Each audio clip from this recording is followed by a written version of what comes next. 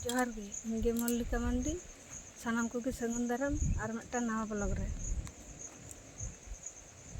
नोते दो माने पेड़ा ठेन हेज हुई कना सिलदा दिसोम माने सिलदा पासापासी आदो नोंडे दो माने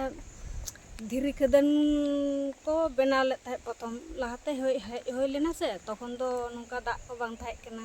आदो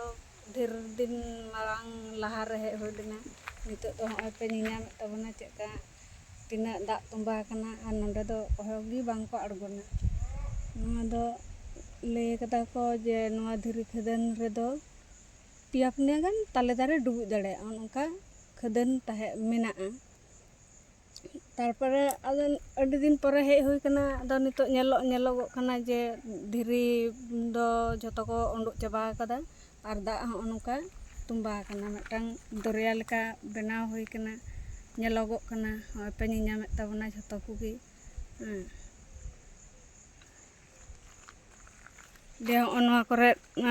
दारे को पे ᱧᱮᱧᱟᱢ तबना खिजुर दारे ओना इनानी सब्जी को रोय कदा तारपरे बेंगार कोंढा ओना दारे को पे ᱧᱮᱧाम दा नोआ दो ओना पाड़ चितान करे को रोय बड़ा कदा पासापासी बात को मेना तकोआ दारे बीर को मेना बागान को नाना रकम दारे को मेना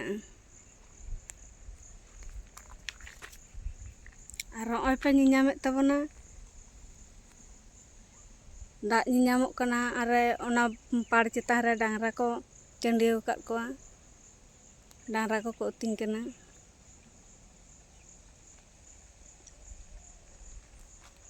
नो दाग पे ᱧᱮᱧाम तबना तिना मारांग इये सायाड़ लेकाना जिनिस कना से नोआ दो अडी मारांगा गी